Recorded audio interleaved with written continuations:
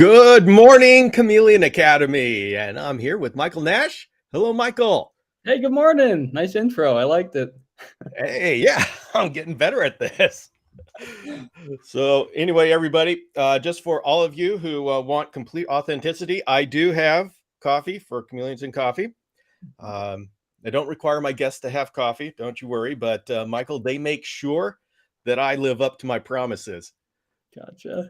Yeah, I So don't have any coffee in the house, otherwise I'd contribute, but I'm glad they're keeping track of you at least. let's see. KZ Exotics is here. Hockey on TV, Chameleons and Coffee on the computer. Life is good. All right, we are equal with hockey. That's pretty good. And we have oh yeah, okay. There we go. Howard is here. Patrick is here. Joanne has entered the room. We've got Jason. Oh man, we've got everybody here. All right. And I will answer one more question before we get into the topic. Cold brew today? No, this is standard hot brew. And I made a pot this morning, decided we're going to go with it. And Michael's over here saying, what in the world's going on? You don't realize how serious the whole coffee thing is. I mean, there was actually one time where people were saying, we don't believe you have coffee in your cup. And so you gotta be careful here. So hey, Miguel, you know Miguel. Yep, sure do. Good to see All you. right, so let's start talking about the species, the genus of the hour, and these wonderful little Brookesia. And let's just assume that people haven't heard the podcast yet. And so, what species do you work with? Yeah, well, so in general or within the realm of Brookesia? With Brookesia. So I have Brookesia brygui, Brookesia decarii, Brookesia ebenowi, superciliaris, theriziani, stumphy, and thioli. Yeah, that's a collection of the ones I have. I am wondering, between superciliaris and stumpy, what do you think the differences between the two are as far as care and ease of keeping / breeding? Yeah, I mean, I think Stumpy's by far easier than Superciliaris. Superciliaris, they come in pretty frequently with these sort of fungal infections, and sometimes they spread pretty quickly. There's some treatments for them, but I see that only very, very rarely in Stumpy, and whether that's like a result of just some natural fungus that lives on them, or they're dying, or there's some other issue, that is another factor that makes superciliaris a little harder. And then also I found that superciliaris are a little trickier as far as getting to lay. So those are one that benefited from the heat pad approach, but in general, they often scatter their eggs, and they're just a little bit more finicky as far as the conditions that they need to thrive in. So I think Stumpy is certainly the easier species Okay. to work with. And for everyone here, Michael and I had a big, long talk about Brookesia, and I released it on the podcast yesterday. So go to the Chameleon Academy podcast, and the latest episode will have a nice, big, long conversation between Michael and I. And so we'll just pick the highlights to talk about today and bring your questions. If you have questions about Brookesia, just put them in the chat, and I'm going to bring them up. I've got all sorts of questions that I will ask until you guys step in. So feel free. Don't think you're interrupting anything. Today's chat is all about being live and being able to ask Michael questions. So you guys, please take advantage of this. So let's see. Stephanie's got a latte. Excellent, excellent. And Deanna is very happy that she finally made it to the live. Excellent. These are goals. Let's see. Howard's asking, can you please show a photo of these species? Okay, oh, you know what? I should have put something like that together. Mm. You know. I sent you some superciliaris, and Yeah, well, I sent you all of them. So, yeah, but you sent me a lot. You know, let's talk. I can do a little bit of magic behind the scenes here, but let's talk about the species that are commonly available And let's go over that question again. For someone who's interested in Brookesia, they're looking at all of these species and saying, they all look really cool. Which ones should I dare work with? Because we know the species that are on the import lists are not there because of how good of a pet or captive they are. It's completely determined based on their population density. So which one of those should we focus on?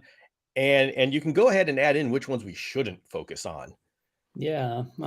So, I love keeping all of them. So I already have to narrow it down just to answer this question. But I think, yeah, if I had two, I had to pick that people should probably focus on. I'd say Stumpy and then Thyli are my two major picks. So the reasons are, number one, they are both legally imported with a big quota, right? There's no misidentification. Really, it's those are pretty easy to identify compared to the others that come in. Stumpy is quite adaptable. They're also very interesting. They use lots of the enclosure, and you can get them to reproducibly lay at kind of the same spot each time. So they're more forgiving. They're interesting to keep. They tolerate a wide range of environments, and they're brought in decent numbers, and they're correctly identified. So Stumpy, I think, is a really good choice. The second choice I'd have is Thyli, and that's because they tend to nest a little bit easier. They look really cool. Their adult size is small but manageable. They're almost a little bit arboreal. They climb a bit more. They have really interesting behaviors. They have this awesome bright red mouth that they show off sometimes, and yeah, they're just a really exciting animal to have around. The reason they're second place as opposed to first place is that their babies, when they hatch, are extremely tiny, whereas Stumpy babies are actually bigger than you'd expect, and they can go right on to Drosophila and even small crickets without issues. Whereas Thyli, the babies are very small, zero point 0.1 grams, and you can maybe give them melanogaster, but they're just a little bit smaller, so they might be more intimidating. So that's why they're second place, and then Stumpy is first. As far as what we shouldn't work with, though, we're kind of in a tough spot, right? Because if there's animals brought in accidentally that don't have an import quota, I'd rather see them be kept and bred than just go in the freezer when they're confiscated, right? Which does Yeah. happen. So I'd say people should not be looking to try Decarii because those are brought in by accident, and those need to be really carefully managed, and they're endangered, no import quota. So no one should be recommending Decarii as a pet chameleon. If they ever come in, they should be really sent only to people that want to breed them and really have some experience with them. So Superciliaris and Therizii, they're very tempting because they look amazing. They're actually among the bigger Brookesia, and I'd love to see them more widespread. But if you have limited funding and you have to pick one, just because they're a bit more fickle as wild caught, it might be discouraging because they might just die seemingly out of nowhere. So I'd like to see them established, but that might be a little bit disheartening for someone looking to work with Brookesia, since Therizii and Superciliaris, they're a little bit more unpredictable and a little bit more fragile. All right. I here have, I'm going to be loading up the, a little bit of some of the species that you sent me. And so, oh, hey, look at that. We're bringing in the big names here. Mm-hmm. Jenny's here from Germany here. And oh my goodness. Well, here's a question while I load up the pictures here. Mm-hmm. Can adult Brookesia stay off of food for a few days, or do they need daily feedings? Yeah, they don't need daily feedings at all. They oftentimes, like when I replicate the dry season, they'll hardly eat.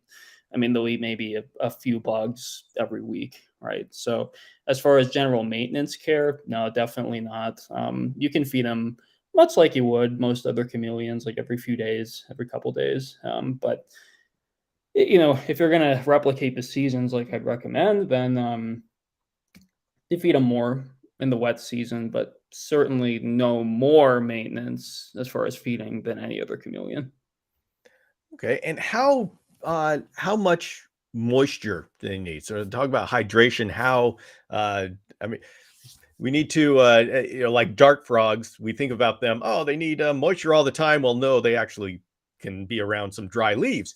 But what is the need for Brookesia as far as hydration and moisture? I'd say overall high, like they're not something where you want to let it. So okay, how do I answer this? When you're keeping them in like a bioactive enclosure, there should be lots of humid microclimates. If you're keeping them in something like a screen enclosure with no sides closed off, that just creates a lot of problems because it's going to be hard to make a pocket of humidity in the enclosure that's at like 100% humidity, right? So you want to at least give them the option to have very humid microclimates, right? Lots of people who keep reptiles, they'll give like a humid hide as a shed box for a leopard gecko, for instance. You can think of it kind of similarly, but I wouldn't recommend like a shed box for Brookesia, right? I'd recommend just having the enclosure at a relatively high baseline humidity and then making some higher spots. So, as far as hydration itself, they do drink, but ideally, if there's enough humid microclimates and like moist kind of logs and things like that, they can go under. They shouldn't be drinking every time you spray them. So similar chameleon rules apply, but now we have this added challenge and interesting feature where we can use the soil to make new spots for them to spend time. And I even see it when I cycle my Brygui or Dacarii or Stumpy.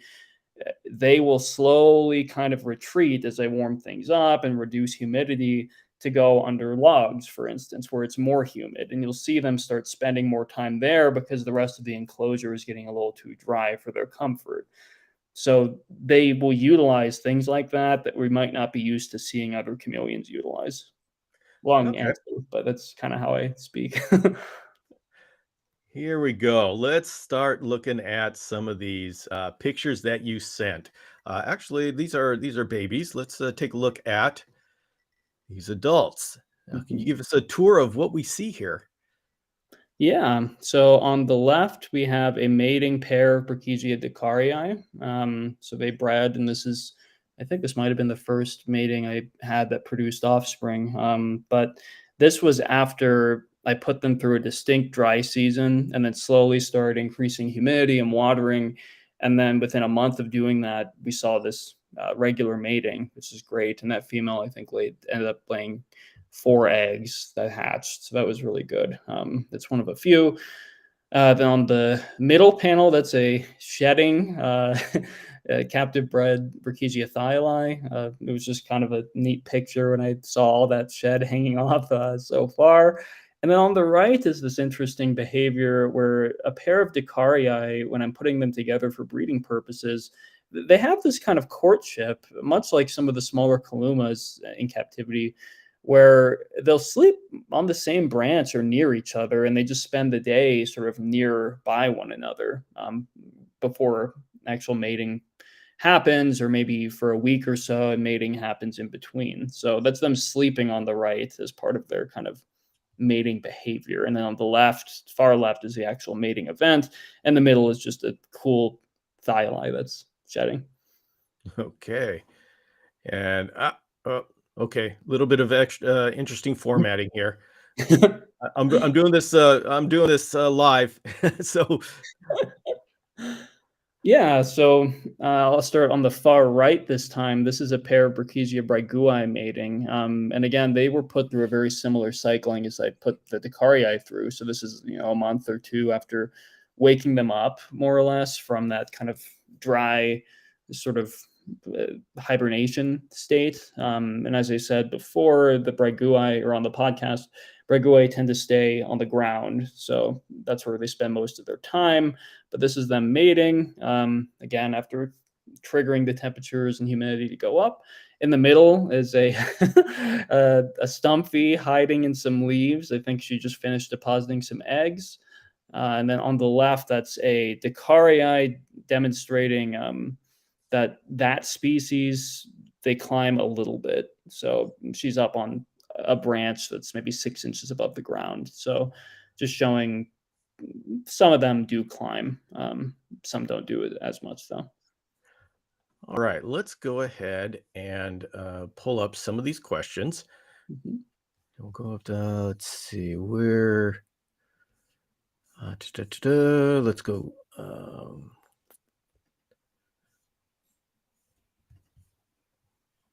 There we go. Are Brookesia communal, or are they only social during breeding? Yeah, so I mean, if you were to keep them together, then you would certainly see behaviors like they'll interact with each other, right? But often that's, if for instance, the thyli, they'll flare their mouth and they'll show these interesting appendages in their mouth and it's bright red, and you'll see them interact. But I'd say that's probably not really beneficial for them. They certainly take note of one another.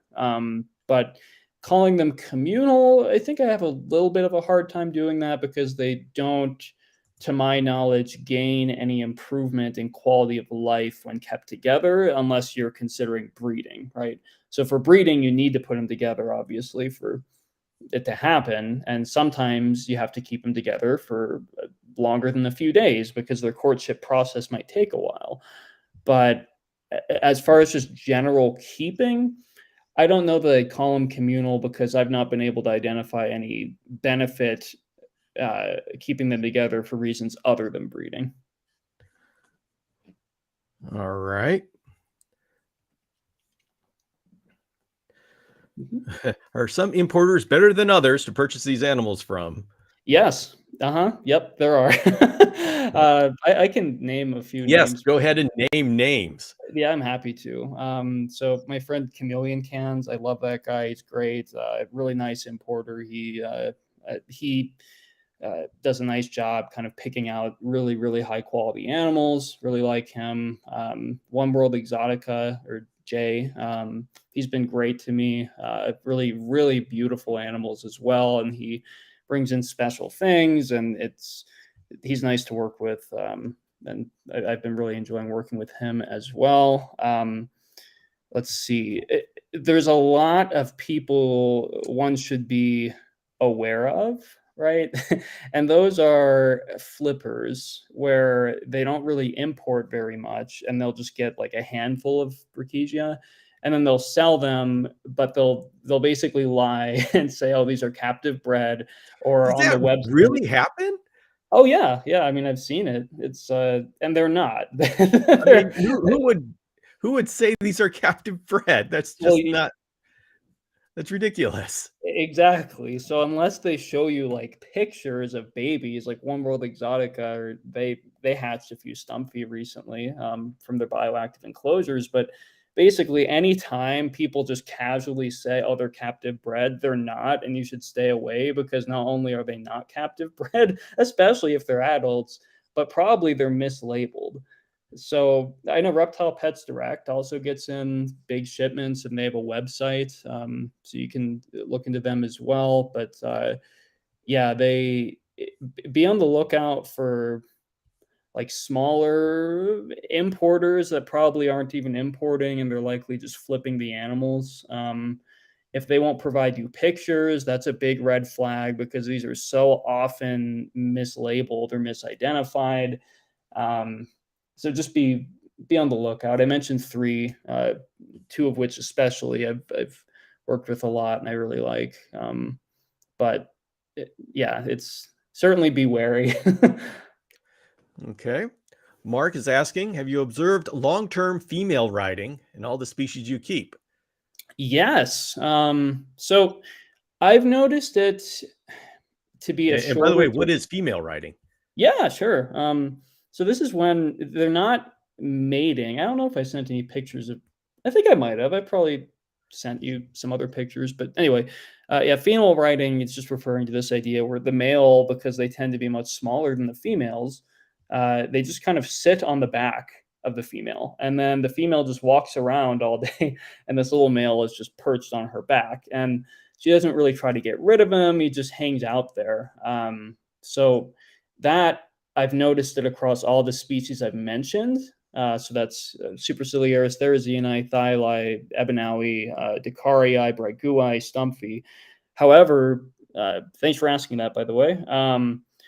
I've noticed it, but the duration that I see that before copulation begins is quite different depending on species. Dicarii, I saw it happen for like a week at a time, sometimes very long.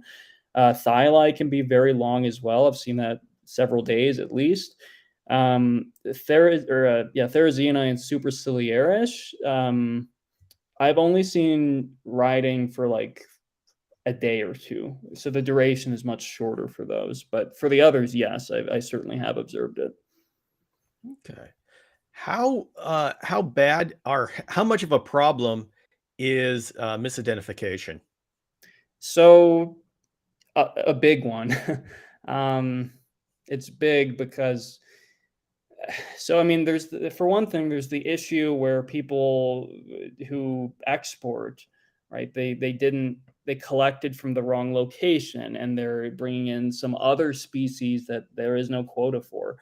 And so that's a problem as far as misidentification because they're getting brought in under the wrong quota, and that's how we get Dicarii in this country. So it's a problem from the exporter side because they're sending animals that are not the right ones.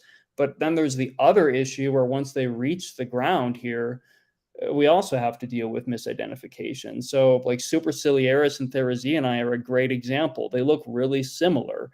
Yep. They're, yeah, I know you've had some experience with that, right? So, they're the difference is one has a more heterogeneous kind of look to them, and also has some. Then the other difference is a little bit of size, but more so these tubercles on the side of the tail versus missing tubercles for Superciliaris. Of this, the tail is just like flat, and then for Therizini, there's some little tubercles on the sides that poke out. Well, who's going to notice that if you haven't looked at these all day? So then people get in this problem where they buy, oh, I got a breeding group of Superciliaris, and it turns out it's like 2 female Therizini and 5 male Superciliaris, right? So that's a big problem Yeah. as well. So it is an issue from the exporter side, bring the wrong animals in, and then just finding the right animals to even pair up once they're here. So that's another reason I like Stumpy and Thyli, because they're hard to confuse with others, I think. Okay. We have a question with the fungus. Fungal infections. What did you do? This one founded on Therizini. Mm-hmm. Yeah. So I always have to give my statement that I like working with vets. I think that's a good relationship to have. So I always just want to say that. However, yes, I have treated successfully. I've treated successfully with topical antifungals, and these are not just benign treatments. By the way, one needs to always consider the possible risks and benefits. But there's some like ketoconazole, basic like athlete's foot medications, things like that that are topical. I have noticed remission when using those carefully. Again, I prefer to have a vet on board, but that has worked. In addition to, I've treated it non-pharmacologically or with no medication, also by trying to dry out the environment a little bit more during the day and then increasing the feeding and increasing the temperature. So that's kind of a supportive measure you can do. Make sure there's still humid microclimates, but if you let the daytime humidity dry out a little bit more, like 40%, and you feed them more readily, that can also help give them that little boost to get over it. So Okay. Michael, I do need to apologize. Apparently, the doorman allowed in panther chameleon people. And so yeah, that's I gotta which have a word species is the most colorful? well, I'd say first for Campany, actually, more than Pardalis, but Whoa, way. that's just to bother John. Okay. Okay. Those who don't know, that's Jonathan Hill for My Pardalis. You know what? That's what happens when you let panther chameleon people in. All right. Ideal cage size and setup. Yeah. So I think this basically.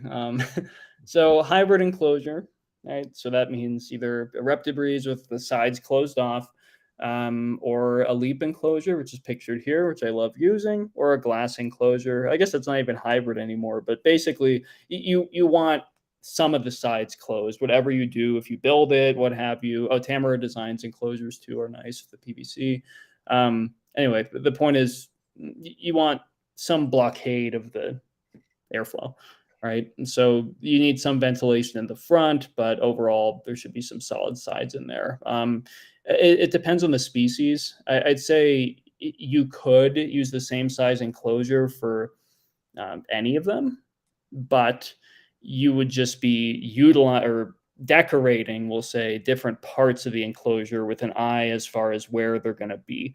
So just to break that up, I know that was a lot of perhaps unimportant words, but to break it up, you have your more arboreal versus your not arboreal Brookesia. That's just how I'll do it. So Brygui, Dacarii, those are not going to be spending much time in the upper levels of the enclosure. So you can prioritize like microclimates on the ground for them. All the others, they'll utilize at least as far up as this enclosure pictures, like maybe this is 6 or 7 inches. And then you have the Ebanawi, and I might even put Thyli up there too, where they're quite arboreal and they'll utilize the upper parts of the enclosure more. So you can do something like a 16 wide, 16 deep, 20 tall, or a 22 wide by, I don't know, 8. I always forget the leap size enclosures. I have a million of them here, but I always forget. So the smaller leaps. 22 by 6 by 17 by 24. Well, I like the 24s. They have Yes. one that's smaller than that, but I like the 24s. Mm-hmm. Yeah, they those are great. I think that might be pictured here. So yeah, like a couple feet wide, I'd say, uh, maybe over a foot tall. Generally would be good. So a couple feet tall, and then width, something reasonable, 16, 20 inches. And then for the bottom, I go bioactive every time. I don't keep Brookesia non-bioactive, so certainly some well-draining soil. I put leaf litter in maybe around half of the enclosure if you're going to breed them, because then you know where to look for the eggs better.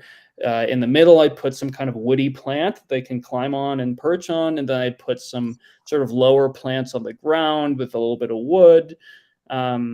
For those microclimates I described. And then, yeah, on the top, just a typical UV light, probably not the dome ones, just get a linear one, and then some kind of heat source from the top. So not too complex. Well, let's talk about those of us who have made cages for the panthers and the veileds, and so we pretty much have a good idea of what branches are needed. We have a basking branch and all that kind of stuff.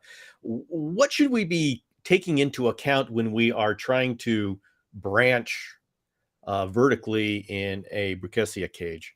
Yeah. So it's you can think of it as pretty similar to most of the other chameleon species. I would just say that you're going to want more of the sticks to come in contact with the ground Okay. compared to an arboreal setup for most chameleons where it's all just aerial. Having it go from the bottom to the top continuously, like in the dirt, that helps them go up there and navigate because they're on the ground going up. So I'd change it a little bit so the sticks are going into the ground as opposed to purely up in the air. Okay. Mhm. And then what function do plants play in a Brookeesia's life? Yeah, so increases humidity in the environment. They seem to appreciate, it's a little anthropomorphizing, but they tend to sleep on them. So they have some preference for living plants, it seems. So humidity regulation, just general structural benefit. But there's another benefit, which is that in the roots, if they're exposed, oftentimes that can be a great spot for them to nest at. So you also have the nesting function because you're probably not going to be moving Brookesia to like a lay bin, and a lay bucket doesn't. It's That's just not going to work for them. Okay. So yeah, the plants, they also add that benefit of making a good laying spot. So the whole thing is almost like a lay bin. Okay. Yeah. Mark Schertz, if you're still in the house, I'm wondering, how do we pronounce this name? I've done Brookesia. Is there an official way to pronounce this? If you are still here, could you send that to me in an audio form on Facebook, and I will literally play it here for everybody. And I just end up saying it differently every single time. So anyway, for all those who don't know, Dr. Mark Scherz, he's a field scientist who works in Madagascar. And if you were following when I was doing live streaming, when I was in Madagascar, he's the scientist that I would live stream. I would bring on, and we would live stream together. So that's why we really enjoy having him here. Oh, wait a minute. Until then, what are the temperatures Brookesia can tolerate? Yeah, so it's a good question. Basically, it depends on species, of course. I say that all the time, but they can tolerate pretty hot conditions if you're talking about stumpy, bragui, dicarii.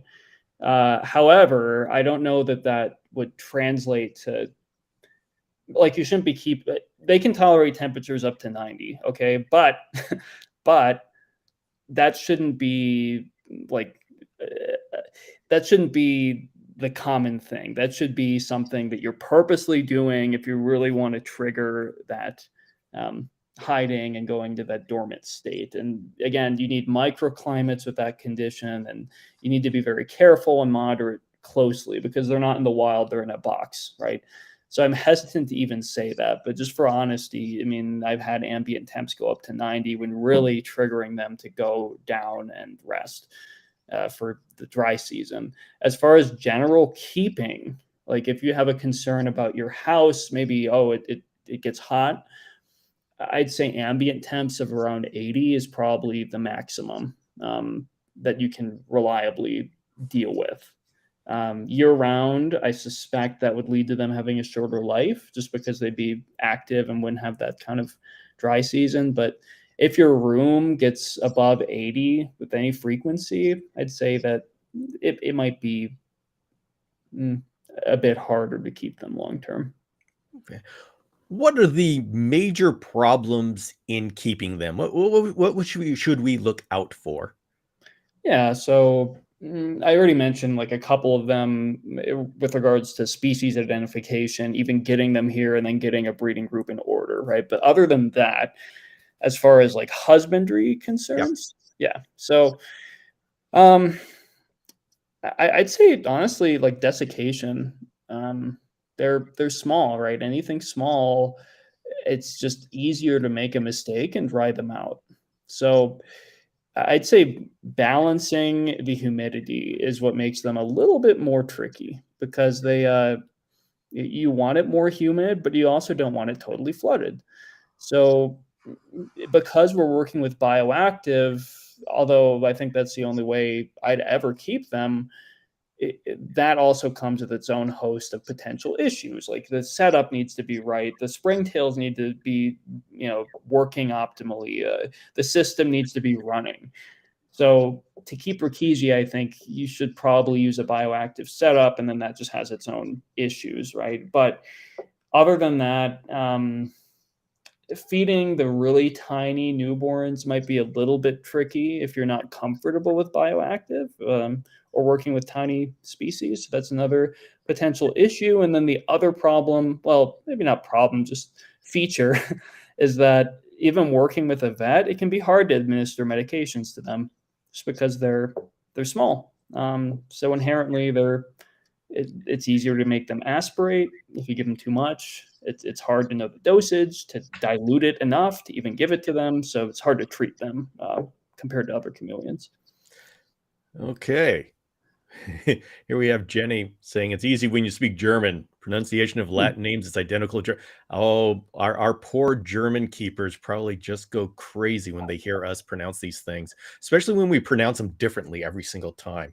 Right. I mean, Jacksonii. Oh my goodness. I apologize for the adventure. Christoph is asking, are you going to cover breeding and raising of babies, or did I miss this point? Nope, Christoph, we were waiting for you. Michael. Yeah. So the babies. So surprisingly, they're for most of the species of Brookesia, they're bigger than you'd expect.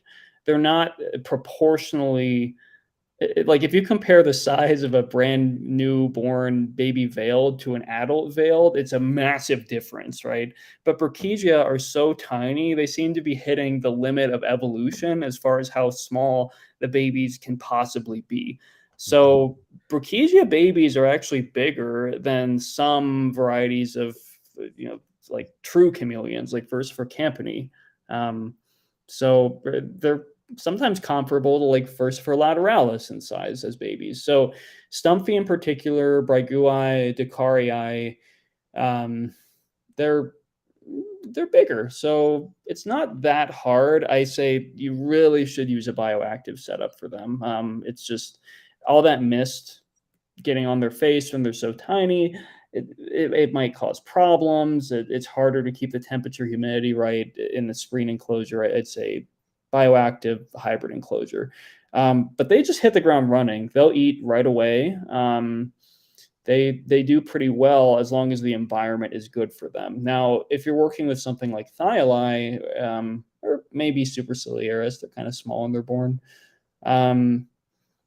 then that's when the environment really, really matters. That's when you want to put them in a bioactive setup with a million springtails everywhere. I just wouldn't recommend doing it any other way. However, if you keep the temperature conditions consistent with sort of the wet, warm season, like you would for the adults, the babies thrive and they do very well. You might not see them because they're very small, but they'll be active and they tend to do very well. They can be fed fruit flies, tiny crickets, other small bugs like these little parasitic wasps I buy. So very similar to adults, just keep it more like the warm season. They will grow much, much slower if the temperatures are too cool. So, and do you incubate them in situ? I don't if I can help it. That's just because I like to, well, a few reasons. One of which is I like to experiment and deliberately modify incubation parameters to see what's reproducible and what I can like disseminate, right?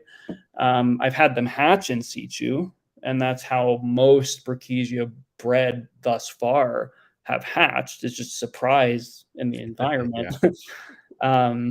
But yeah, I prefer to take them out to incubate. But one other thing I want to emphasize with raising the babies is springtails are really valuable because that means that there's always a source of food in the enclosure. So that can be really helpful. And keep them a little bit warm, like not the dry season parameters, and they should do fine. They're active and can do everything the adults can. So, okay. Howard is wondering, is humidity pretty high during the day compared to panther chameleons? And is the high moisture that makes them susceptible to fungal infections? Not necessarily, and I wouldn't say that they're susceptible to fungal infections. I'd say that the wild caught ones that come in often have fungal infections already. So I wouldn't say that they develop fungal infections readily. It's just a common thing you see when they come in for the first time. As far as daytime humidity, I don't usually measure it, but it's gonna be higher than the 30-40% often quoted as the appropriate humidity during the day for a panther. So I'd say the humidity is more likely going to be in the 60s or higher in the day, and that's a function of the bioactive setup. So overall, I'd say yeah, humidity is a bit higher, but I wouldn't say that makes them more susceptible to fungal infections. Yeah. By the way, I'm now saying humidity for panthers during the day at least 50% Mm, because I had to adjust for people saying, "Oh, okay, well, 10 degrees less than what 10% less than what he said. That should be fine." And when I was saying 30%, then they were going down to 20%. Like, okay, wait a minute. Okay, mm. I need to account for interpretation. So. Oh, okay. So Howard's asking, four eggs, small clutches. What are the clutch size across the species? Yeah, so usually for many of them, it's two. Up to 5. 2 to 5 is my general answer to that across the species. In some cases, uh, in fact, recently, even I had a clutch of Superciliaris that was 8 eggs. So that's like Wow. extreme, Wow. really, really high end. I Yeah. mean, that's not common. So yeah, between 2 to 5 across the species. Some of them, it's usually 2, but up to 5. And how many times during the year? How many times a year do they lay? Yeah, so Stumpy usually I can get 2 2 layings per year. Okay. If I were to keep them, on this prolonged wet season, I'm sure I could get more, but you probably lose some longevity that way, and then the breeding is kinda haphazard, and who knows when they'll do it, and yeah, but yeah, maybe a couple times a year, I'd say. Okay. Yeah, if you cycle them. Decarii, I've only had 1 clutch a year thus far, but All right. And who are these two chaps? yes. Yes, on the left is it's about a month old captive bred Brookesia thyli on the ground. That seems to be a male, and then yeah, it is male. But on the right is actually a 1 day old Brookesia stumphy, captive bred. So Hmm. yeah, they're very as you can see here, I mean, they're climbing, they're walking around, they're active. They act just like adults as babies, so they're pretty well equipped for the world. Uh, All right. Let's look at some babies here. yeah, so that's a near I'd say that's a subadult back then. Thyli on the left with this big shed happening. Just kind of an interesting little picture. Looked like a cape. I kind of liked it. The middle and right are actually two Ebenaui, and you can see they're they're quite arboreal. They love sleeping on the end of, or well, again, my anthropomorphizing, but they very frequently sleep on the end of the Schefflera leaves like that, and they spend a lot of time up there, and then just the way they look and behave. On the right is a seldom seen male Ebenaui, and you can see it climbing upside down on a branch. So they spend some time up in the trees. And then the thyli on the left, you can see that's on a branch as well. So again, they'll utilize not just the ground. Okay. Let's see. I'm going to. Oh, we just got a couple more. We'll Mhm. we'll take a look at here. Mhm. Yes. So on the left is a Brookesia decarii about to shoot its tongue at a cricket, and you can see a couple of pea plants sprouting there. Then the middle panel is a Brookesia nest site. This is a stumpy. So if you look at that, it's going to be hard to identify, okay, where are the eggs going to be if you just see that picture, right? Then the next picture, I've removed the leaf litter on top to show exactly where the eggs were deposited. And that's exact spot I've shown there, it's been laid in by the same female like 6 times now. Hmm. same spot. And the components that I've found to help keep them laying are, number one, cover from above. So you see in the picture, there's that kind of log or branch rather that's right above where the eggs are. And then furthermore, it's at the base of a ficus plant. You see the branches coming up or the stalks. Yep. Um, so the roots are right there as well. And then on top of that, it's in an area where there's leaf litter, and you see that the female Brookesia stumpy dug some of the leaves away a little bit and then put the eggs right on the dirt and then covered it up with the leaves. Or I didn't see the whole thing, but whatever the case, the eggs are on the dirt and the leaves are on top until I move them. And so that's a good kind of recipe for making a spot where you know it's likely for them to lay eggs. So you can just check that spot and then get the eggs out that way. Okay. Oh, yeah. Yeah. So on the left here, we have two newborn. They're in the process of hatching, Brookesia stumpy. Something great about Brookesia is most of them they hatch in basically exactly 60 days. It's plus or minus a couple of days.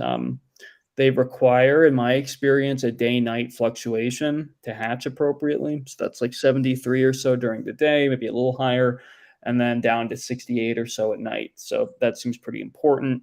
But that's them after I took the eggs out and incubated them. In the middle is a stunning captive bred male stumpy. You can see that hemipenal bulge there, and they're kind of orange in color. And then on the right is this is basically that female That's the riding.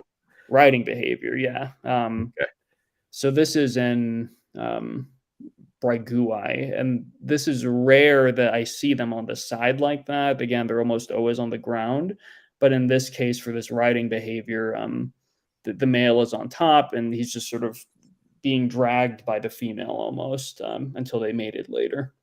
Now, you've said that it's surprising how big of food items they will go after. Mhm. Is that cricket there the kind of size that Brookesia would go after? Yes, that's the higher end. That was kind of an accident. I have a mix of cricket sizes, and for that picture, I threw in one that was a little bit bigger, but they'd certainly target it, and I've never observed any kind of choking behavior at all. They'll certainly target things that size. Okay. We're going to bring in a question by Bob. Mhm. How much privacy does a wild-caught acclimating Brookesia require? Or is it okay to mist every day if you use a hand mister by opening? Okay, so he's concerned about opening the vivarium door to mist.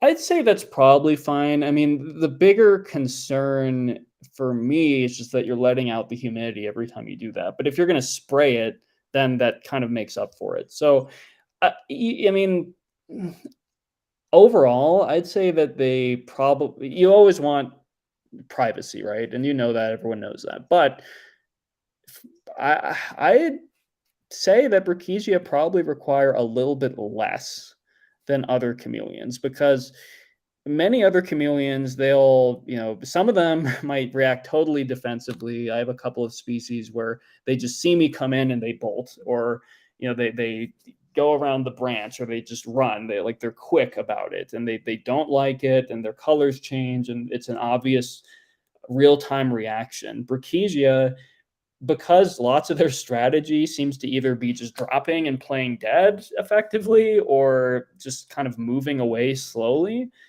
I, I think you have more wiggle room as far as privacy, because if you set up the enclosure right, they should be able to just go behind a leaf or go in the dirt or under a log or something. So, and because the reaction time is just different than many other chameleons, personally, I'm not as concerned about their privacy as I am for most other chameleon species, although it's always something that you want to give. So in this circumstance, I think you don't need to worry, and you can certainly do that and spray every day. All right. Well, we have a nice, this will be a nice conversation. Christoph is saying Where lies the difficulty when establishing them in captivity long term? I think they are Yeah. quite rare and not very many captive of bred available in Europe. Mhm. Um, Yeah, so I can't speak a whole lot to what the European scene is like for them, but I've heard that as well. I've heard that they're not common over there. So I'd say I already mentioned a couple of the barriers, one of which being sometimes it's just hard to identify them, and then you have a group of incompatible animals, basically. So then you're just never going to have breeding. Then the other issue is uh, I've personally seen a lot of attempts at hatching the eggs where they keep them at a constant temperature. And I might be wrong, but to my knowledge, I've never seen that successfully hatch a Brookesia. Um, so people they look at these fragile eggs and they think, oh, we need to put them in some constant, comfortable, like 70 degrees. But in my experience, that day night fluctuation is just essential. So I think incubation strategies have been limited.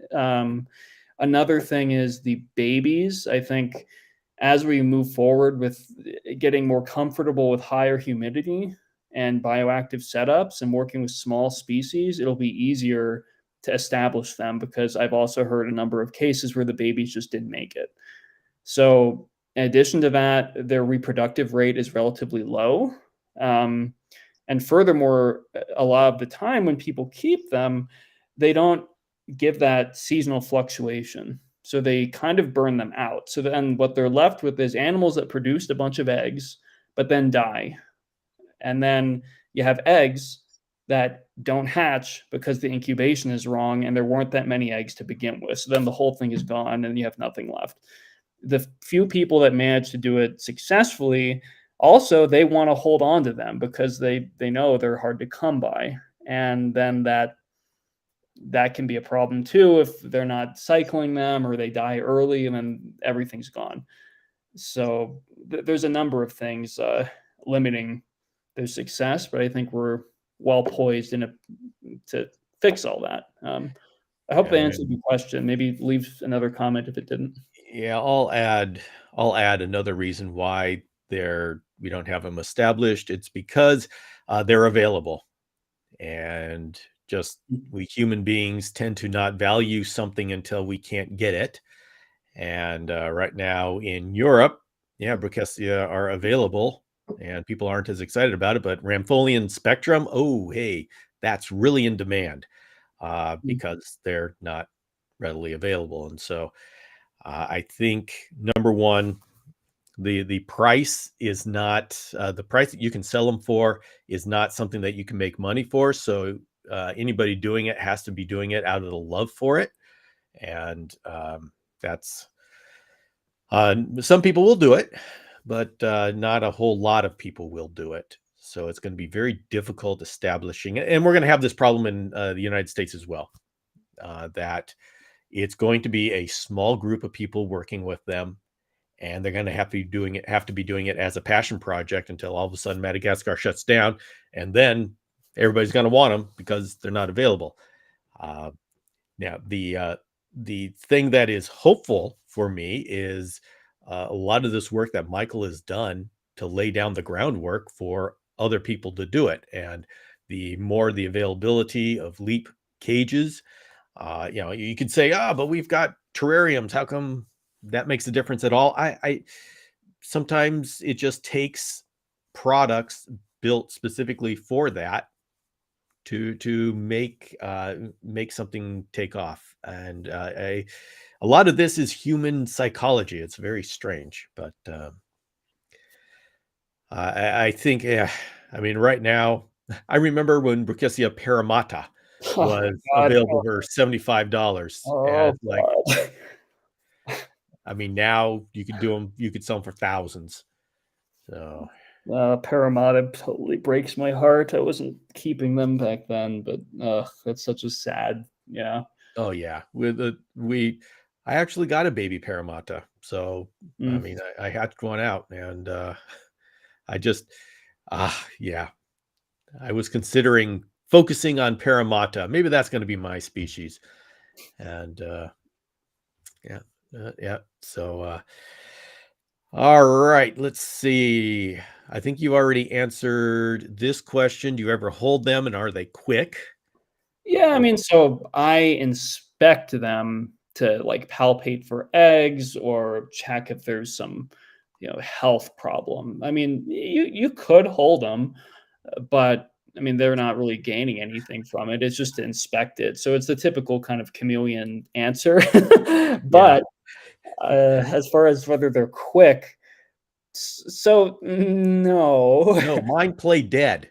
Yeah, When I try to hold them, they just go plop. So, no, they're not quick at all. right. So they have kind of a different strategy. They'll either just kind of play dead or they'll just walk slowly. Occasionally they think they're smart and they'll like scuttle for a second, but it's still, I mean, it's not quick. They might move a little quicker on occasion if they think it's a good time to get away, but it's negligible. One problem with holding them or consideration with holding them is other chameleons, they seem to be able to kind of inflate their body if they fall, and they seem to handle falls a little bit better. Brookesia, if they fall, it appears to me that their body is expecting to fall on like soft dirt and leaf litter.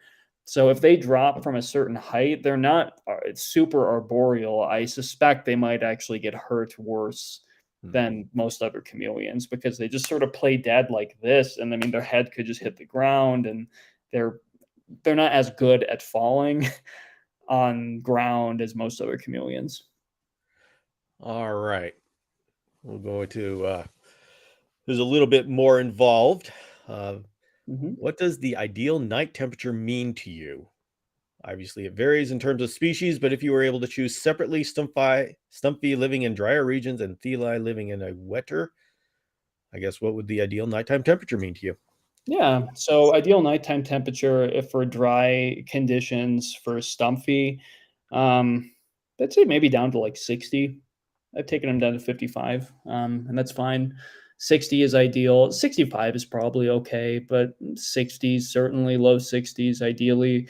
And that's just because when I am cycling them, I've found that that nighttime temperature has reproducibly gotten them into that kind of more dormant state.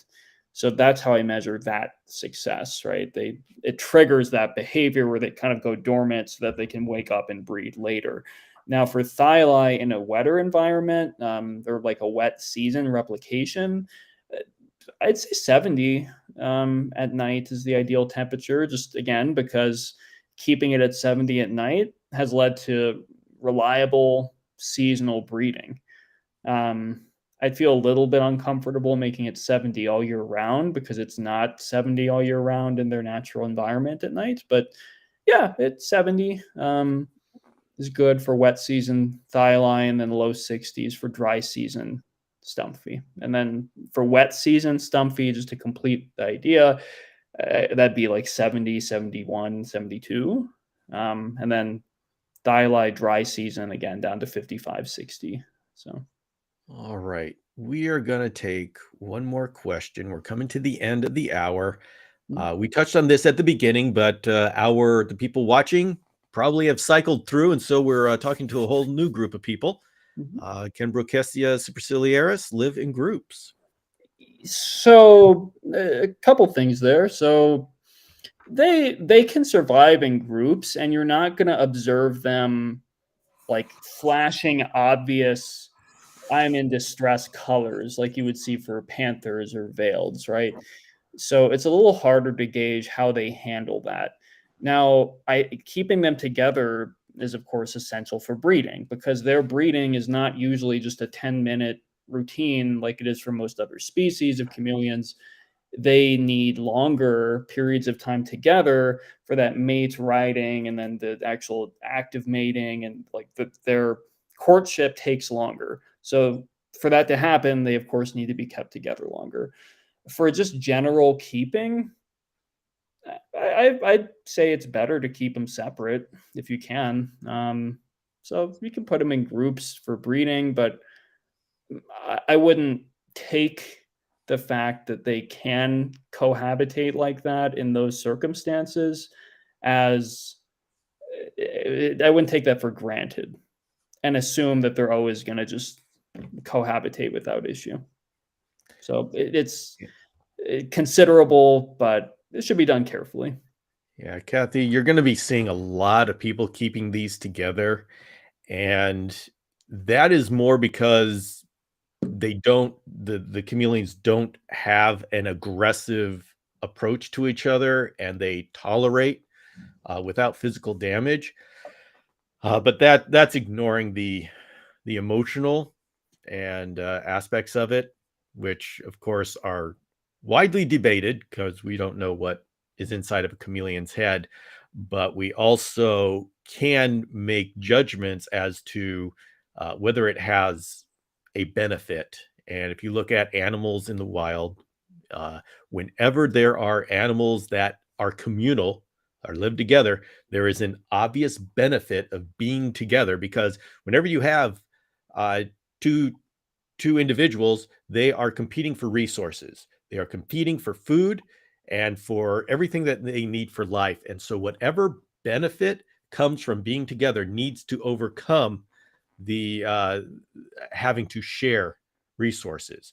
And these are obvious: a herd of deer, there's protection, wolves, there's being able to hunt more effectively, fish, there's defense. And so and humans, I mean, we need a social structure for our kids to grow up in, uh, or else we wouldn't survive. And so there are some, it's very easy to see the benefits of species that live together. And so we can start making judgments as to whether they should be together based on what kind of benefit they would have. Um, Now that'll be philosophical, and everybody's going to argue their own point, but that's a starting off point. So, all right, everybody, we need to close this up. I really appreciate everybody coming here, and especially Michael being here and being such a good sport, answering all these questions. Really appreciate it. Well, sure. I love seeing the questions. It's been a delight. I like to hear about it. I like to talk about all this stuff. So thanks for coming out, everyone. I really appreciate it. And I hope interest in this group of lovely animals continues to increase. Yeah, I'll also just give a last minute shout out again to my friends at One World Exotica and Chameleon Cans, who again, great folks to work with. And yeah, and they seem to be here on the chat. So I just wanted to mention that I want to circle back to that initial comment about the good exporters, and those are two of them. Well, the one thing that I'm encouraged about is that I am seeing more quality exports coming out. Now, Mhm. yeah, I every in my inbox of people asking me questions, how do I take care of this chameleon? I see pictures of these importers at shows keeping chameleons in deli cups. And so we're nowhere near out of the horrors of what we've gone through before. But uh, it's nice that we have a couple of importers that are really I mean, I've got some things from One World Exotica J Dubay that I if I looked at it, I'd say this is captive hatched, Mm-hmm. and it's wild caught. So uh, the work that they're doing in conjunction with the exporters, teaching the exporters, saying, hey, this is what we need, has really pushed us forward as far as the quality of animals. And so that's Mm-hmm. encouraging. Absolutely. I also want to add to that. I mean, totally agree. Be on the lookout if you're buying them. Ask for Brookesia. Ask for either photos of them hatching, if there's any idea or suggestion that they're captive bred, or just go with a reputable source. There's a lot of people out there that I see where they're just flipping the animals, or they're mislabeled. So be skeptical and be careful when you buy Brookesia. Where most people who know about them are happy to help you ID them and help you with them. So I hope that all helps to get more of these out there and keep their future secure. All right. And I am going to leave by saying, Michael, thank you very much for your work in the chameleon community. the species that you're working with, the breakthroughs that you've made, the papers that you've written. It's very exciting to see what you are doing and what you are bringing to the community. Well, thanks for the kind words. I appreciate it. I guess I'll give another quick plug, just that Okay. if anyone knows Responsible Herpetoculture, great group of people. They put out really high quality things, and I wrote a quite extensive care guide on Brookesia thyli there. Just a nice organization that I support, as well as madcam.de. So those are just another couple of places you might want to look into. Okay, everybody, thank you for coming. We'll go. The next time you can see live is a Tuesday evening, 5 o'clock Pacific on Instagram, and we're going to have our Tuesday night chat. If you want to come and talk about chameleons again. Okay, everybody, have a great day.